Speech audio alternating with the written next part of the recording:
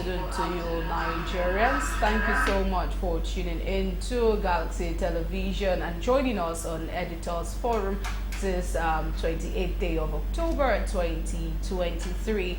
It's been another week, another eventful week in Nigeria. Definitely seen a lot of things happen.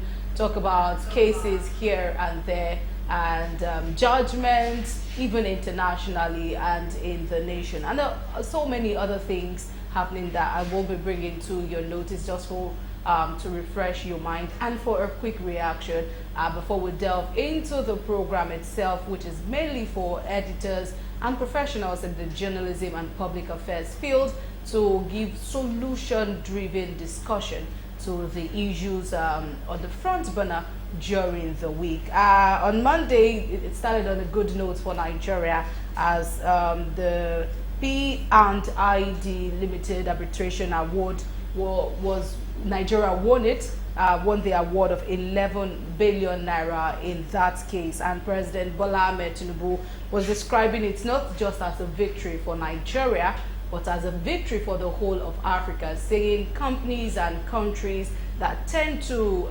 exploit African nations will no longer do so going forward, as Nigeria winning this case rather serves as a victory, in a very landslide victory in that area. And also on Monday, the president was giving Nigerians the assurance that a $1 trillion economy is possible by 2026, and that a $3 trillion economy is achievable within this decade. And you know, he talked about a lot of plans to achieve that at the Nigerian Economic Summit, which he declared open, and that was the 29th edition. And going to Tuesday, we saw the Tax Reforms Committee that was set up by the president earlier in August bring on a report as part of measures to reposition the country's economy, and hopefully, well, if the suggestions by the committee is going to be adopted as said by the president, that the economy will be, you know, bouncing back, yes, in the words of the president. A lot also happened Tuesday, Wednesday. On Thursday, we saw in Ondo State the deputy governor apologizing to the governor Rotimi Akeredolu, and the governor in turn rejected the apology and insisting that there must be a probe. The deputy governor was saying all the protests in the state and everything, he did not instigate them, and he's sorry, his loyalty is to the governor. But still the governor insisted on no problem, no apologies, not accepted, but there must be a probe. And moving over to the same Thursday, the Supreme Court delivered the judgment in the appeals filed by the PDP presidential candidate Atiku Abubakar, Labour Party candidate Peter Obi, and affirmed the victory of President Bola Ahmed Tinubu in the February 25 elections in Nigeria. And as a result of that, there has been a lot of reaction. That seems to be the biggest story anyway of the week. A lot of reaction, both from all sides. So civil society organizations reacted, the opposition reacted, and so many more. So all of this put together, we're going to look at a bit of them and then zoom into the lessons to be taken from the February 25 elections and the Supreme Court verdict and all of the process altogether. And definitely I will not be doing this alone. But before I introduce my guest, let's go to see this report that will bring us to the main topic of the day. Then when we return, I'll introduce my guest and we go on gradually. To stay with us. The 7-man panel of justices led by Justice Inyang Okoro unanimously held that Tinubu was duly elected and won the presidential election. Justice Okoro, who read the late judgment, noted that the court lacked jurisdiction to entertain the fresh application by Atiku to tender certificate of Tinubu's Chicago State University on the ground that he did not comply with the Evidence Act. He equally heard that Atiku failed to convince the court on while he waited till after the presidential election petition court judgment before filing the application. On the main appeal, the panel collectively agreed that the failure of INEC to electronically transmit results did not affect the outcome of the election.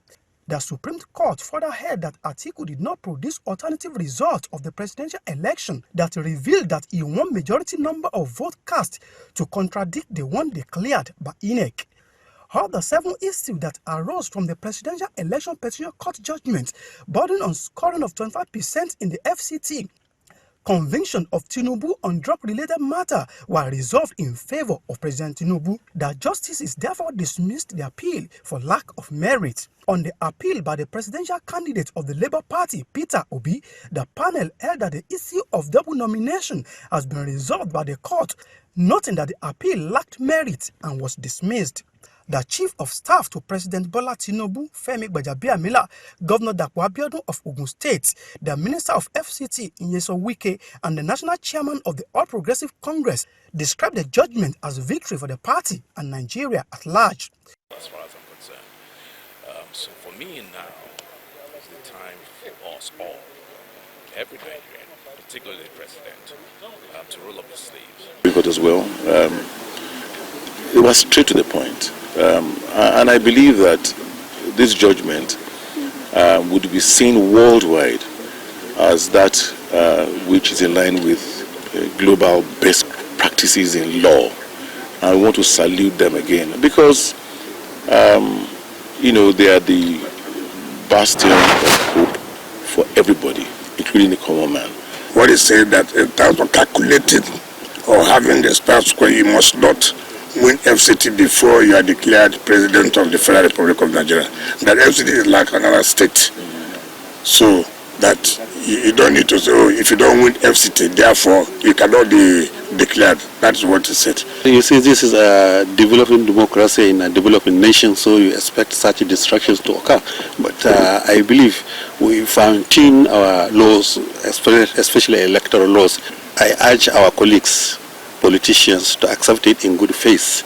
And also I have to use this opportunity to congratulate politicians, to congratulate the leaders of the opposition. Just appeal to the sense of patriotism of Nigeria to have a change of mindset. Let us be positive about our country, be ready to contribute in all ways possible. There's no promise of El Dorado from day one. We're all in this boat of diversity, a member of the same family, living in the same house, but stay in different rooms. And it is important that we recognize that we have no other country but this one. With this, the legal battle surrounding the February 25th presidential election in Nigeria has finally been laid to rest. From the Supreme Court in Abuja,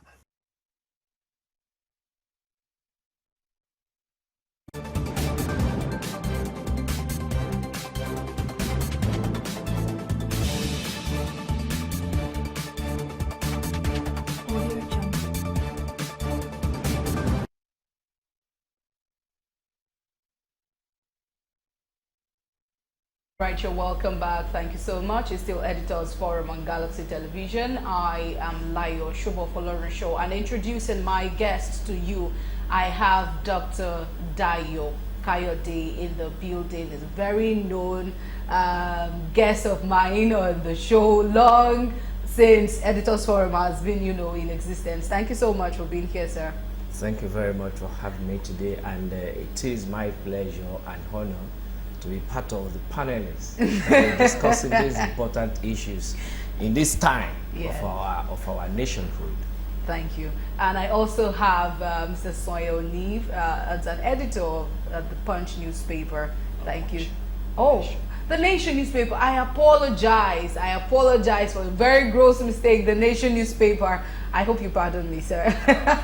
Thank you so much for being here. Thank you. It's my pleasure. Thank you. All right, so we'll start on the good news that Nigeria got on Monday, and that is the P&ID limited case of the 11 billion naira awarded to Nigeria after so many years. The deal failed in 2011 and then 2017. They've been up and down. Finally, Nigeria is winning. Dr. Kayode, what do you have to say to that? Yeah, I'm going to look at it from two sides of the coin. I think the judgment has justified my postulations on this particular program. I think about 2 or 3 years back.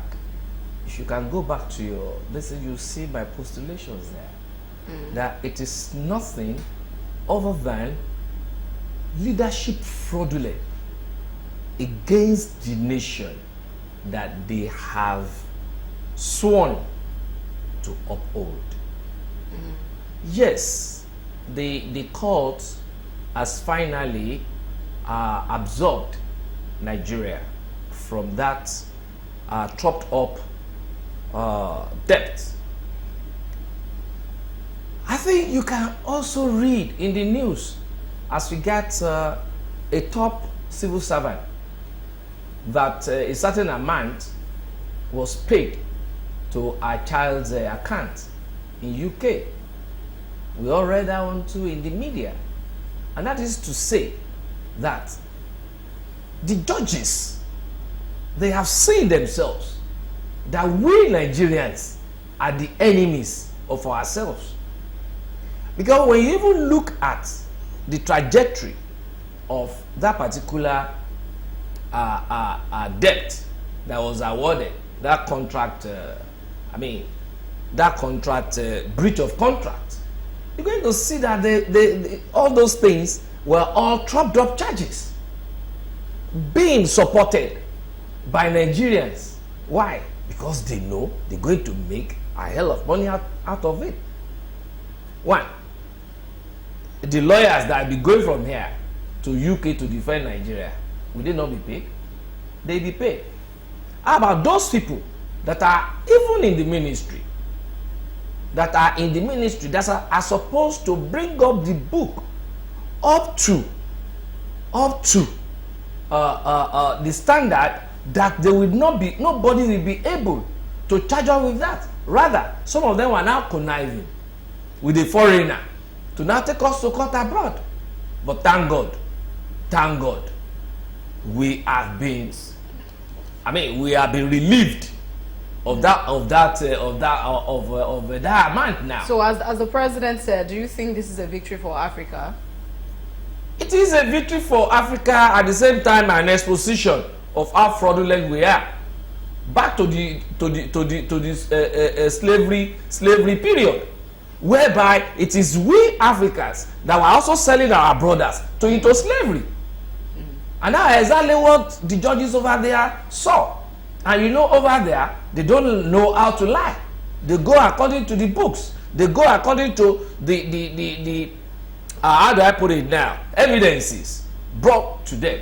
And they always go beyond that to even look at, I know how you talk.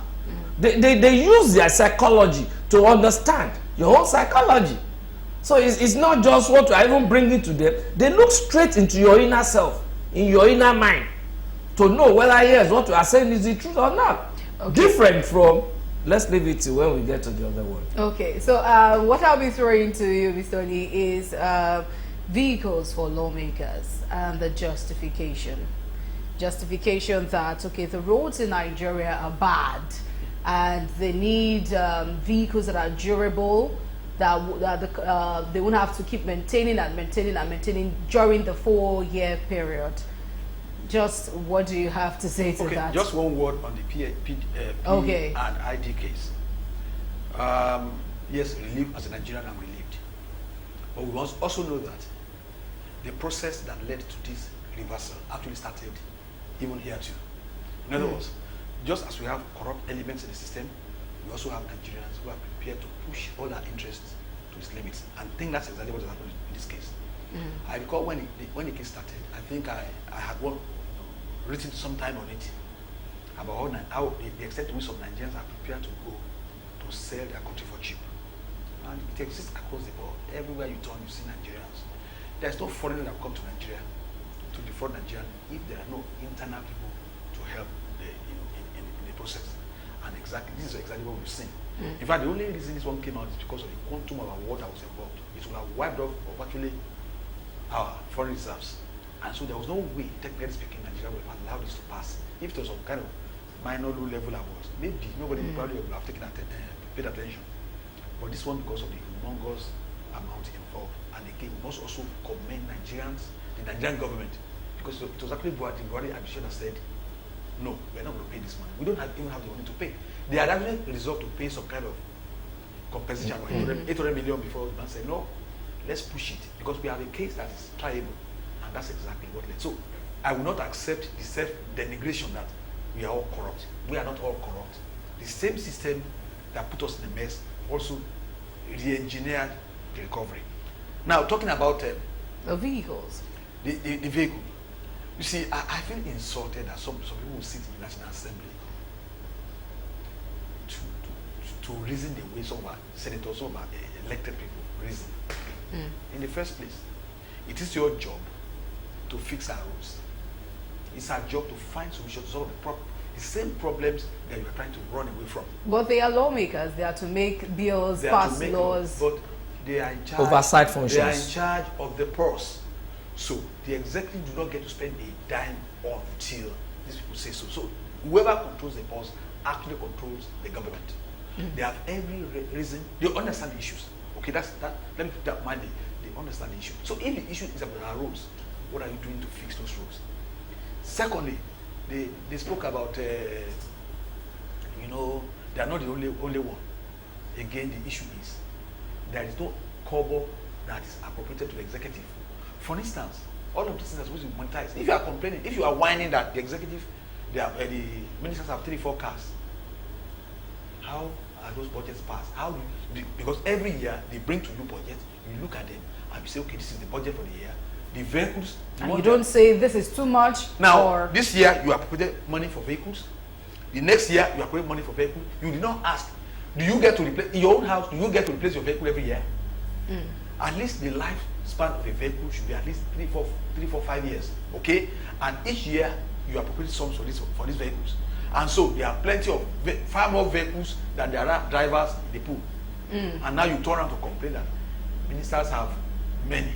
The issue is, what exactly is your role in this matter? So it's so insulting, and to think that this is at a time Nigerians are groaning, the ordinary Nigerian in the streets is struggling, to cope. I mean, the rest of us, we are having to spend far more quantum of our resources to put our vehicles on the road, and these people are, all they can think about is to buy new vehicles. And look at the quantum of forex involved. You are talking about 160 million naira multiplied by the number of these people, the Senate and the House of Reps, and then look at it. Because these are not Nigerian vehicles, these are Toyota vehicles. You see money being taken out of the country at a time we're talking about manufacturers can't access forex for raw materials to keep their factories working. I mean, it's insulting, it's obscene, and I don't know how it's going to happen. Nigerians should protest, Nigerians should denounce it, because simply put, it is outrageous. It shouldn't even be. We shouldn't be discussing it. If they are very out of shape, they should withdraw that plan. If they have shape. Hopefully they do. And even in addition, when you look at the concomitant effect of the capital flights, you're going to see that's why we are having this kind of exchange rate. Somebody will say, look, because we are not producing anything. Okay, the one that we are producing, to what extent are we patronizing the producers? At least we have nothing less than 1 or 2 vehicle manufacturers in this country that I'm aware of. All right?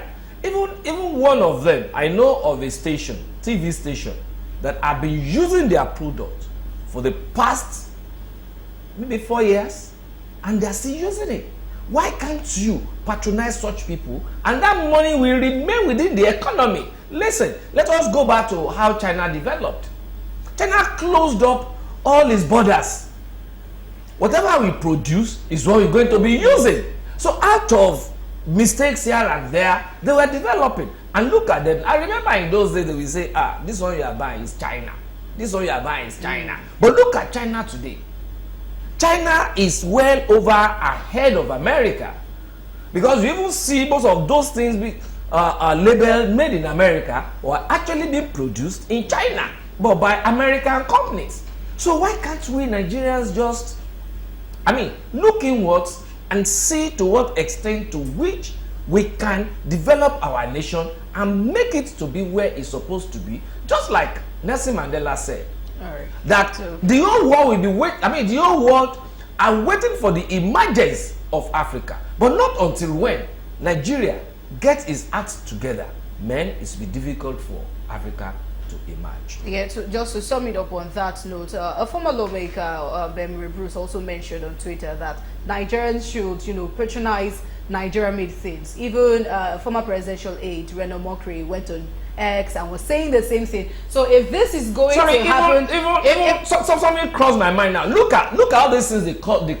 Dr. Kayode, we'll have to go to the main topic of the day. We'll have to go to the main topic. Yeah, I'm looking at even your time. But my time is refineries, all these refineries. Yeah. What is making them to be illegal? Remove the illegality and stamp illegality. And then we'll continue. The whole point now is if an ex-lawmaker has said patronize Nigeria made, then I hope that his colleagues, the new ones then, the people there now, because he is no longer there, will take to that and, as both of you have said, make Nigeria work, make Nigeria economy work by patronizing made in Nigeria. Hopefully, as you said earlier, if they have, they will withdraw that. Okay, let's go straight to the main topic of the day, and that is the Supreme Court verdict affirming President Bola Ahmed Tinubu as the president, legally elected president, that he is eligible to be in that position and has been elected, and that victory is affirmed,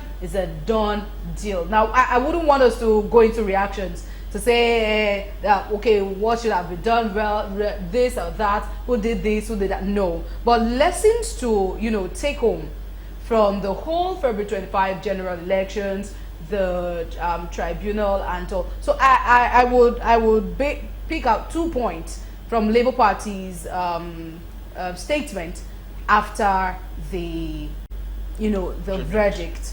So the statement by the national president was saying the institutions in Nigeria are not working, and that is why that verdict went the way it went, and Nigeria may be sliding into dictatorship.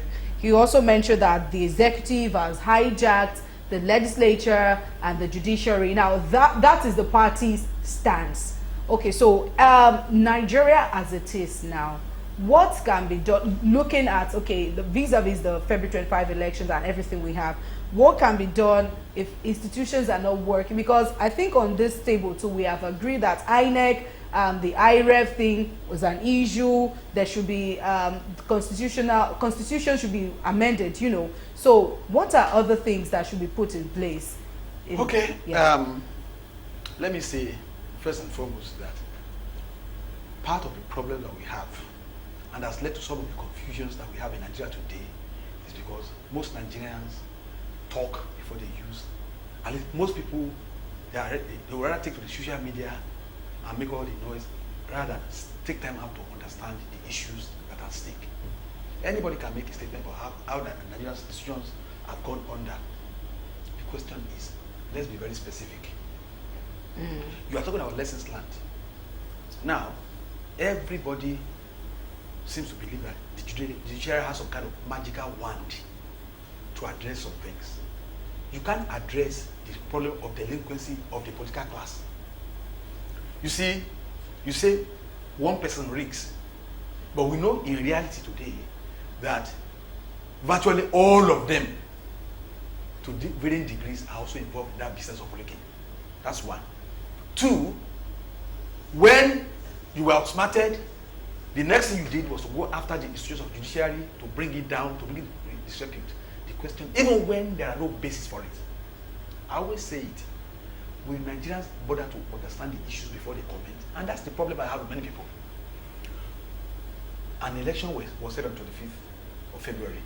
Even before the results came out, some people said they wanted to truncate the process. And the law is very clear. There is already a process laid out by the law. And that process has not run its full course. And somebody said, let's stop it. Okay? It's like having a child. A woman went to maternity. You say, this baby, it looks like an albino. Let's kill the baby before it comes out. When the law, you must allow the law to run its course. And unfortunately, we have so many people pretending to be Democrats who are not Democrats. Okay? INEC said, okay, let's release the result. Today we had the result. And even before the result came out, there was the issue of IREF or no IREF. Go and look at what the law says. And I'm happy the courts have established that principle. IREC is not a collating mechanism. It is not. IREF is not a collating mechanism. And that's the point that we made over and over, but some people will choose to believe otherwise.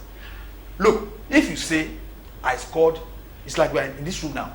That paper that you have on your table, I snap it, and I'm expected to upload it onto a central mechanism. And then, in case there should be a dispute, the source material remains the one that you have with you. IREF is just a kind of backup. So, all the political parties have from EC8, on the basis of which they ought to have tabulated the result in every polling booth. All of them had it, and they knew it. But they misled Nigeria to thinking that IREF, will automatically give them something else, and because for whatever reasons, INEC failed to do that, for whatever reasons. I was going to mention that because INEC was promising. INEC promised. Let's even say they promised and they could not deliver. We have every reason to hold them to their promises, okay? But not to confuse and muddle matters as if that itself invalidates the process. The truth of the matter is that every single political party already had an idea of what the results were. But trust politicians, they muddled everything. That's why the Supreme Court now held. You saw 5 justices at the trial court, and indeed 7 justices in the Supreme Court held that. It is not a collating thing. Look, if you have any disputes, the one that you have with you, take it, bring it out, and compare it with the one that's on the IREF. Because by now, all of the results are already on the IREF register. You can compare and see whether they are the same or not. So, on the basis of which, but they've modeled everything. Nigerians are now at sea. So wouldn't we rather, okay, INEC tells us this is what specifically we want to use. Let them be sure of what the subsequent, we have an election coming up, yes, November 11th. So why don't we look at INEC promising what they can deliver not something that... No, Dr. Kaide, I'll come to you. I know you have a lot to say. What the law is very clear about is that at the polling units, every party must have a copy of the results. Okay? Having a copy of the result means already the result is known. So you take it to a central location, look from the polling booth to the other, right up to local government collecting centers. At that level, at every step you snap by bypass machine. You snap. You can stay in your house and determine the votes, and already can compute the votes. So if INEC is telling you wait for the server, only an unserious political party will rely on that, because first and foremost, there is already a possibility that there will be a dispute on the results. So keep your own copy of that is stamped at the point of collation. You keep it and then use it as a basis to contest whatever INEC says it does. But politicians, they never lose elections. What they do is somebody rig them out, or INEC colluded or whatever. And the earlier Nigerians begin to now hold them, we must begin to debunk some of these things that politicians are saying, because you will never move forward in this country. No man, look, if a man parks his car on the road and is arrested by last man, he never breaks the law. It's last man people that have been overzealous, and that is the tragedy of Nigeria. We are holding we are holding our government to such standards that we ourselves as citizens, we are not prepared to live with, and that is the tragedy of our country, Nigeria today. Okay, so Dr. Kayode, before you give your reaction, I mentioned I don't want us having so much. I want to go the way so let's I hope it will be calm. The way I decide to be calm. We are not here to argue at all. Now let's look at these issues. Okay. For me, justice is not about emotions. Definitely. All right, but rather facts, evidence. To uphold what I call value and integrity of the system. Values and integrity of the system. How do I mean? Now, one, like I said, IREF is not a collation center. Agreed. But the beavers are supposed to be used in recording all those results. Do you even know why Beavers, listen, just hold on. Do you know why Beavers was introduced? Beavers was introduced because along the line, our electoral umpires, all right, have found out that when officers are moving results from the polling units to the collation center at the ward, from the ward to the local government, from the local government to the state, they always go with their vehicles. All right? And they might, along the line, say they have a flat tire. During that process, they can change some things, okay? And that's why they now say, okay, with Beavers, when Beavers had already accredited the voters, it will have recorded the number of voters, okay? At the end of the day, again, it will record the voted, the number of people that voted, and then the result to also record it. But along the line, those Beavers were not working. And INEC also recognized that, even at the court, at the tribunal, that there was a glitch. Okay? Now, when there is a glitch, and I will give you an example. I have load of examples on my head, I'm sorry. Example of a lawn tennis match. You are playing lawn tennis between A and B. And A was leading. Alright? They were to go on the best of three sets. They were on the second set. And then there was rainfall. I mean, you cannot stop rain not to fall. It's a glitch. What do?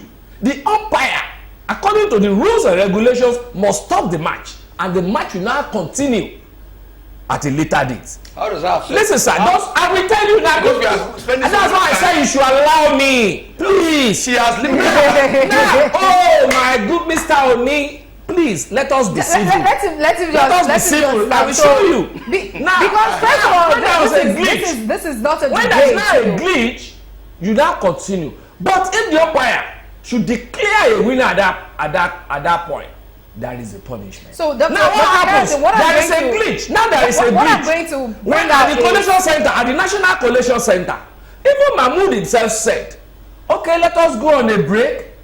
We will ensure that we solve this problem. And when they came back from that break, was the problem solved? No. Until the following morning, early in the morning, people were even sleeping. It declared a result. So what I'm saying is this: there had been what I'm going to bring out from this has even relegated the electoral law, which it was part of those that encouraged it. That is one. Two. Dr. Kayode, before you go ahead, I just want to mention that you mentioned something very important, and that is, okay, if there is a glitch, like going forward in subsequent elections, if there is a glitch in the system, as you said, then there should be maybe a pause, and then to address that glitch. Now wait a minute. So one more thing, please. One more thing. My time is very fast. 2 minutes. Just 2 minutes. I'm watching the time. You can only have 30 seconds. Okay, 30 seconds. Okay, and 30 seconds. And I'm really counting. Okay, also 30 seconds. There is a case at the police station. At the court, that somebody had done this, and then the person that case was against is now to be killed, and the person appealed. No, with this video, I mean, you cannot kill me. Look at it. Will the appeal court now tell you, because you did not show that video at the initial court, that person will now be killed? Not fully well that that video has clearly shown that yes, you are not qualified. I'm not saying qualified to contest now. All right, you are not qualified to be killed. Will you now say because he has not presented that at the initial court, that person should now be killed? All right, thank you very much. This person has brought up a lot of evidences. You are not saying because you have not I mean, this is not. This all right, Dr. Kayode, we'll have to move on to the next thing now, because this, as I mentioned earlier, I wouldn't want us having a reaction. It is through discussion we are able to see. We really need to just focus on the infringement on our constitution and electoral law for us to be able to know how to move forward. Yeah. So you mentioned anytime there is glitch, it has to be addressed before the election goes on. Then when somebody brings a new, evidence, when somebody brings in new evidence, it must also be accepted.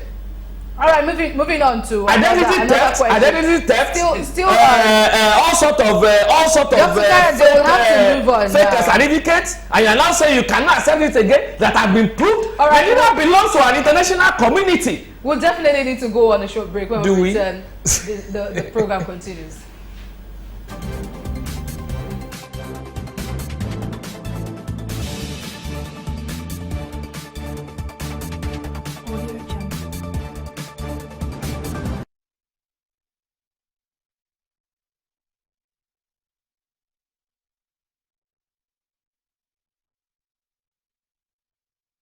The 7-man panel of justices led by Justice Inyang Okoro unanimously held that Tinubu was duly elected and won the presidential election.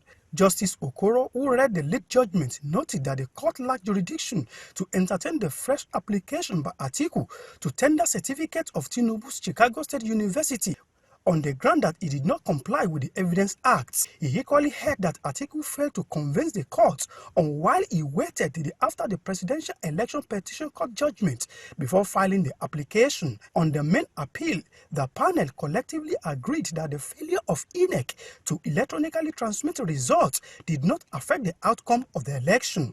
The Supreme Court further held that Atiku did not produce alternative results of the presidential election that revealed that he won majority number of votes cast to contradict the one declared by INEC. All the 7 issues that arose from the presidential election petition court judgment, burden on scoring of 25% in the FCT, conviction of Tinubu on drug-related matter were resolved in favor of President Tinubu. The justices therefore dismissed the appeal for lack of merit. On the appeal by the presidential candidate of the Labour Party, Peter Obi, the panel held that the issue of double nomination has been resolved by the court, noting that the appeal lacked merit and was dismissed. The Chief of Staff to President Bola Tinubu, Femi Gbajabiamila, Governor Dapo Abiodun of Ogun State, the Minister of FCT, Nyesom Wike, and the National Chairman.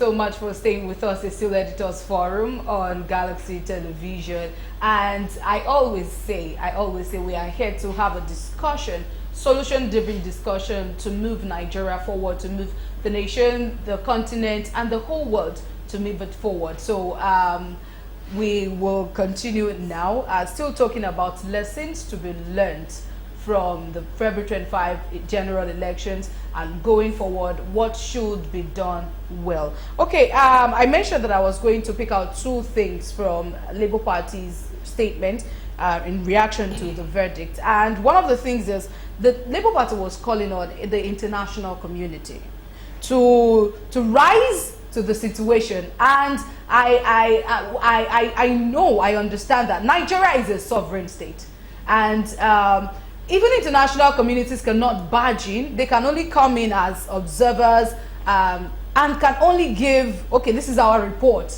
So do you think that is something that will work subsequently? You know, one of the things I find the conduct of some of the was very laughable.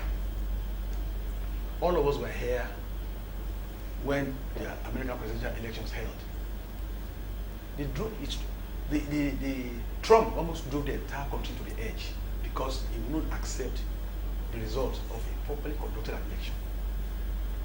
Nobody was asked to go and bring somebody from Israel or whatever to come and condemn what was happening in America. Whatever processing that took place in Nigeria here, they were processing that was, we also, it was transparent. Look, politics and electioneering, they are contact sports. Okay? You expect a lot of action. All of these things are not unexpected. So I expect that politicians, nobody will spend billions of naira to go and contest an election and then we will sit down and accept results that are unfavorable easily. You know, it's like, as they say, Yoruba Wogo, the anger, the emotions, the frustrations, the fact that you have let your supporters down is always palpable. So I have no problem with that. But when people can't play by the rules that are predetermined, and when people can't, and then the moment it does not favor them, you now want to bring the roof over everybody's heads. Those are the points I would never subscribe to. I have always believed that for every game, that's a rule. Whether it's the electoral act or the constitution itself. Look, we are talking about issues of electoral jurisprudence. I'm very happy that a lot of things were straightened out in this last exercise, this last judicial examination. The first, for instance, is the idea that if you do not win an election in Abuja, then you cannot be president. I found that very laughable. We do not run an electoral college system in Nigeria. America runs an electoral college where some states have some kind of, something like an overriding veto. In Nigeria, no. The vote of the person in Lagos is the same with the vote of the person in Abuja. So we went to smuggle in. I looked at it. It looked to me a bit offensive and very mischievous of politicians. But that's the kind of game politicians play in Nigeria. Secondly, they came up with the issue of things about pre-election matters. Issues that had already been determined in previous elections, they brought it up. Look, anybody has a right to go to court. But the issue is, look at the APM guy. They were fined heavily because some of the issues that were brought to court were already determined.